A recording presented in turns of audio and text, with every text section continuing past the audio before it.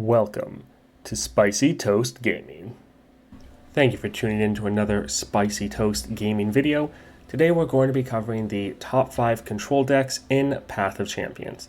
Now, if you're not sure what a control deck is, it's a deck that uses effects such as Frostbite or Stun to control the enemy board, limiting their ability to block or attack effectively. Now, before we get into the list, I will say that this ranking isn't a best to worst or vice versa. All of these champions, their control really works in different ways or has different strengths. So some, it's very consistent every single round. Other ones, they have very, very strong control, but it's more in the mid-game and much weaker earlier. So I'll be going over their different strengths and weaknesses, but this is not in any particular order as far as best or worst. Let's get into it. Up first, let's take a look at Ashe. Ashe is currently our only champion that uses Frostbite for their built-in control, and Frostbite is generally a bit weaker than Stun.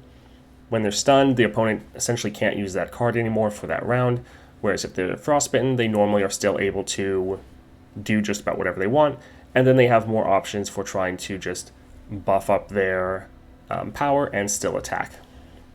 Now, Ashe has a lot of different ways of both actively and passively controlling the enemy. So, for one, Ashe, when you attack, you frostbite the strongest enemy, and you level up by doing that 4 times, or by frostbiting 4 times. When she levels up, enemies with 0 power can't block, so that frostbite effect is helping you with your win condition, as quite often you're setting up a big attack where the entire enemy is unable to block. Her champion spell is Flash Freeze. Kind of the meta build for Ashe is running with some counter plans, so every single round Ashe is generating temporary versions of this card, or fleeting, so that you can use that every single round, giving you, again, a lot of control. When she levels up, she makes the Crystal Arrow, so you can shoot this at an enemy, frostbite that enemy, and then all other enemies with 3 or less health also get frostbitten. So, again, a lot of control, a lot of frostbite effects you can achieve all at once. Her star powers, so every single round you're frostbiting the strongest enemy. So this is that passive control you're getting just every single round. If you don't have her at 3 stars, then this is only going off every other round. But still, passive control.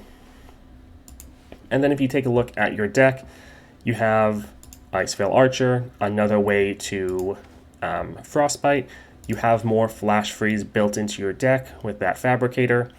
Again, this is the same spell that is Ashe's champion spell, and most people like to run counter plan, so when Ashe is on the board, she's generating these every single round for you to be able to use. So Ashe has a lot of different ways of achieving frostbite, again, both with that passive every single round, but then also with her attacking, with other units' effects, and with different spells. Quite often throughout a run, you'll also be picking up additional ways to frostbite. So with Ashe, while frostbite is generally a bit weaker than stun, you have so many ways to frostbite the enemy over and over again that Ashe has an absolute mass amount of control, again, both actively and passively. Next up, let's take a look at Yasuo. Now, Yasuo is quite similar to Ashe.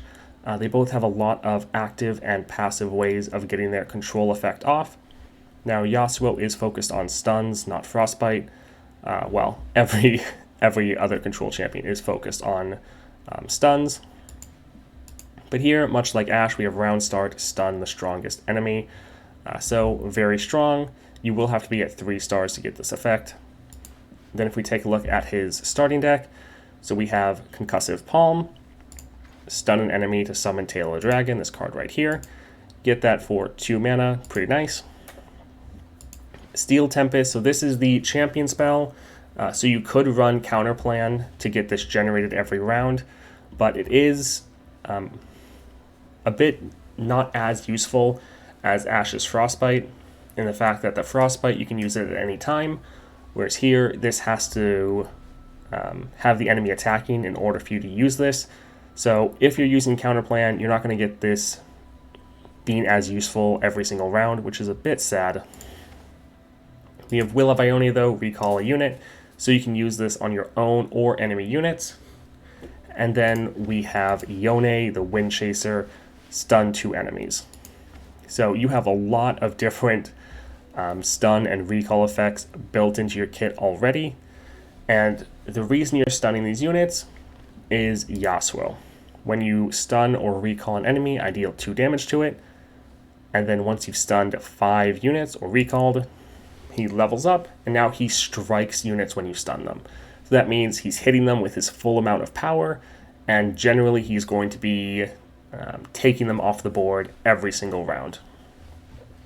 Now, one thing that's very powerful you can do, you can put his relic with him, Tempest Blade. So when I level up, stun all enemies, giving you a massive amount of control. And then this is normally going to wipe the board because he's going to stun them all, be leveled up, so he's going to strike every single one of them, and clear the board for you to be able to win. So he does have a bit stronger and faster of a win condition compared to Ashe, because Ashe, her effect is just making it so enemies can't block, whereas Yasuo is essentially just deleting the unit off the board. So very strong.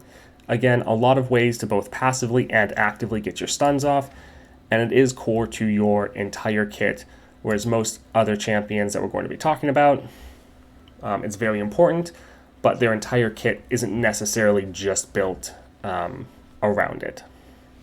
Next, let's take a look at Leona. So Leona is going to be a bit different than most other champions on this list. While she does have some stun effects throughout the entire game, she is mostly focused on a massive amount of control in the mid game, stunning the entire enemy board every single round until you end the game. So with some champions like Ashe or Yasuo, they're normally stunning or frostbiting 1 or 2 units maybe every round, but not really being able to stun the entire board, other than Yasuo when he levels up, and that's normally the only time you're doing that. With Leona though, you're able to stun the entire enemy board consistently every single round once you're hitting that mid game, and I'll explain how you can do that. So for Leona, she costs 5, Daybreak, stun the strongest enemy. Now her level up is you've acted Daybreak 4+ times. Since she costs 5 mana, normally when you play her, she is going to be the 4th Daybreak effect that you're activating, and so she's normally leveling up when you play her. Her level up effect, Daybreak, or when you activate another Daybreak, stun the strongest enemy. Now her star power is the one that's important here, is when you level up an ally champion, create a Morning Light in hand, it costs 0. So this Morning Light, it costs 3, give allies 1/1 this round, activate an ally's Daybreak effect. Now this is also Leona's champion spell. So if you have Leona on the board, all other copies of her in your hand will transform into this. What I normally do for Leona is I grab the Grand General's Counterplan and Archangel's Staff. So that means every single round, if she's on the board, she's creating another fleeting copy of the Morning Light in hand, which is going to shuffle more Leonas in your deck, which will then turn into more Morning Lights, and then you have the Archangel Staff, so you're always able to activate that. The other crucial part of this combo is the Sunhawk. So Daybreak, stun the strongest enemy. So you want this on the board with your leveled up Leona, and then what you're going to do is you're always going to target that Sunhawk with your Morning Light. So you're activating its Daybreak effect of stunning the strongest enemy. Since you activated a Daybreak effect, Leona will then also stun the strongest enemy. So with one spell, you're stunning the 2 strongest enemies, and you can have multiple of that spell in your hand, and so you're able to just keep stunning all the enemy units, and quite often you're able to stun their whole board round after round, either making it so that they can't attack you, since all of their units are stunned, or they can't block since, again, all of their units are stunned. So it's a really fun play style. You have a massive amount of control, but it's more focused on that mid game. It's a bit more inconsistent than most of the other champions we're going to touch on, but it is a really fun play style if you want more of those consistent board stuns. And she can really do it more consistently than just about any other champion. So definitely less consistent, but still a lot of control and a lot of fun if you're into that sort of controlling playstyle. Next, let's take a look at Jhin.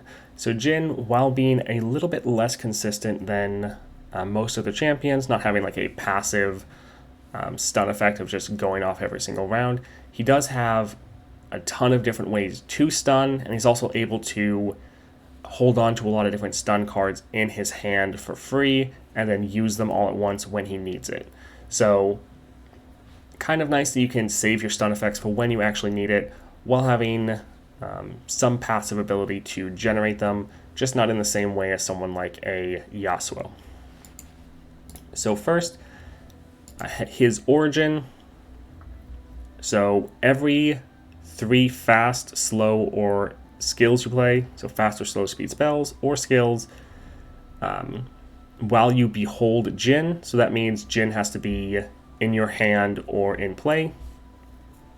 So Jhin will play a Lotus Trap. So what that Lotus Trap is, deal 1 to the enemy nexus. If Jhin is in play, so if Jin's on the board when this goes off, he is going to stun the weakest enemy. So this gives you a nice way to passively stun your enemy. You can know this is going to happen though, because it's every time you do the 3 spells or skills, this is going to take effect. And so you'll have a little counter if you're looking at Jhin, so you know when this is going to go off. So this is only going to happen while Jin's on the board though, but it is very powerful. When he attacks, he does 2 damage to all stunned enemies unless he's leveled up, and then he does 4 damage to all stunned enemies and the enemy nexus. So this is one reason why you're trying to stun enemy units. It gives you more control, yes, but it also is a way that you can try to deal a large amount of damage to the enemy units and the enemy nexus. So his level up is you've just played 12 fast or slow spells or skills. So before he levels up, he's just doing 2 to all the stunned units. When he attacks, with that level up then, it is 4.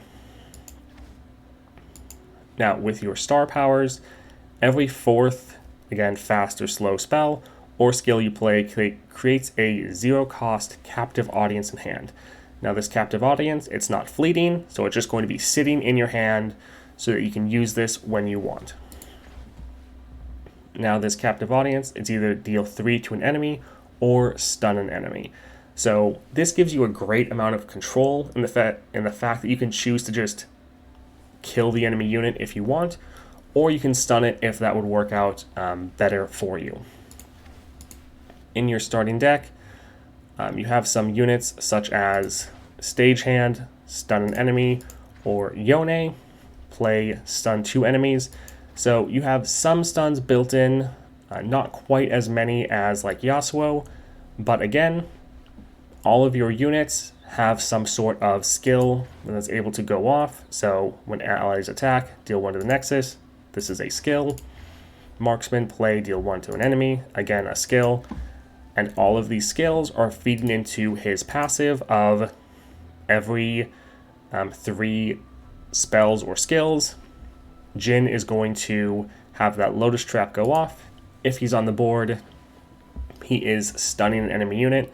So that, in addition to his star powers of creating all of those captive audience, it does give you a massive amount of control.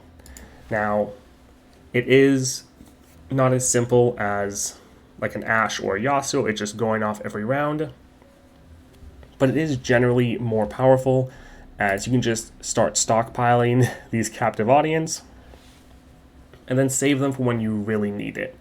And the fact that you can just use it for damage if you want, or use it for a stun is very nice. So it can be a bit inconsistent at times if you don't have a lot of your units on the board that are getting their skills off, or if you don't have Jhin on the board yet to have those Lotus Traps actually stun. But in most situations, he has far more control than just about any other champion on this list.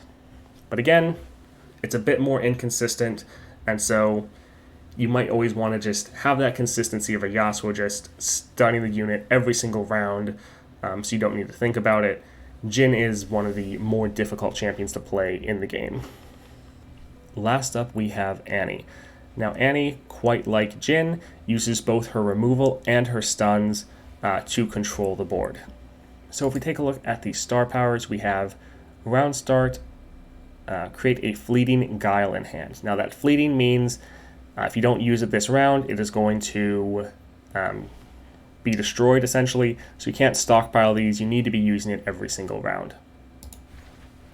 Now, that guile, 1 speed stun, or 1 cost stun an enemy, and it's slow. So you have to use this proactively, not reactively. You have to use this before the enemy attacks or before they try to use a spell because of its slow speed. But this is quite often actually better than Yasuo's star power, because Yasuo, round start, you stun the strongest enemy. While that is very nice and strong, with Annie, quite often it's better to be able to choose exactly what target you want to stun, and you can get more of an impact with that. The 1 cost normally isn't a big deal. Quite often you can either get a power to make this free, or you can just use Annie with Archangels to refill your spell mana every round, so you know you're going to have mana to be able to use this. Your other star powers, your spells and skills deal 2 extra damage. So anytime you're looking at any of the effects here, just add 2 damage or even 3 if you're using a Ludens to any of the numbers here. So like Spellslinger, this says deal 2 to a unit. That would be 4 or even 5 if you're using a Ludens on your Annie. But Spellslinger here, stun an enemy, or if it's already stunned, deal up to 5 damage to it instead. So again, another way that you can control the enemy board by stunning them, or using this with Guile to just take out an enemy target. Also, another important spell to mention is Disintegrate. So pick a unit, the next time it takes 1 or more damage this round, kill it. So this is Annie's champion spell. All copies of her will be transformed into this if you already have an Annie on the board. And then if you are using a counter plan, this again will be generated every single round. This gives you, again, a massive amount of control, because you're able to just use this on an enemy target and then deal a tiny amount of damage to it, and it will die. So enemy has a massive scary unit, doesn't matter, you use this, just get any amount of damage on it and it's gone. Or if you just need to use this to break spell shields to hit it with something else, that also can work out quite well. So you're using this to control the enemy board just by taking out their units. So with that, you have like Death's Hand, Spellslingers we already mentioned, a lot of ways to just get a bit of damage over to the enemy board and take out their targets. With Annie herself, so attack, I deal damage to my blocker. If it's dead or gone, I deal that to the Nexus itself. Her level up, I've seen you play 6+ fast or slow speed spells or skills. This will be very easy to achieve. Most of your units have some sort of skill, and then all of your spells, including the Guile that you're generating every round, will also contribute. Once Annie levels up, attack, deal 3 to my blocker, and stun it. If it's dead and gone, deal 3 to the enemy Nexus instead. So another way to stun the enemy. But when she levels up, she creates a Tibbers in hand. So Tibbers, stun an enemy, then deal 2. Again, this is going to be either 4 or 5 damage to all stunned or damaged enemies. So another way for you to stun, but it also gives you a big combo you can achieve still relatively early in the game. Well, you can get Tibbers out, but then for the 6 mana, be able to just deal a massive amount of damage to the enemy units, because this is dealing damage to all stunned or damaged units. So with Annie, you have your Guile, you're generating every single round, so you can use that to stun an enemy. You could then use your Spellslinger to stun another enemy, and then if you have Tibbers, you could play him. He can stun a 3rd enemy unit, and then deal damage to all of those stunned enemy units. So Annie does have a bit different of a playstyle where you're using both stuns and your removal to control the enemy board. So if you want a more of a control deck where you're actually still being very aggressive and trying to take out the enemy units as more of a permanent way to control the board, then Annie, I think, is a great champion, and also has a pretty high skill cap that the more you play her, you can just get better and better and feel like you can dominate any challenge you go up against with Annie's toolkit. That's it for the top 5 control champions, though. Like I mentioned in the beginning, this wasn't necessarily a list of best to worst or vice versa. All of these champions control the game in somewhat different ways, and so it really just comes down to your personal playstyle or personal preference on what champion you want to go for. I hope you enjoyed this video, and I hope you guys have a great day. Thank you for watching that whole video, and thank you to everyone who has subscribed. We've hit over 1,000 subscribers in under 3 months. Thank you so much for the support, and if you haven't subscribed yet, please subscribe, like the video. We're putting out daily videos covering everything Path of Champions related. I hope you guys have a great end of your year and a great start to your new year.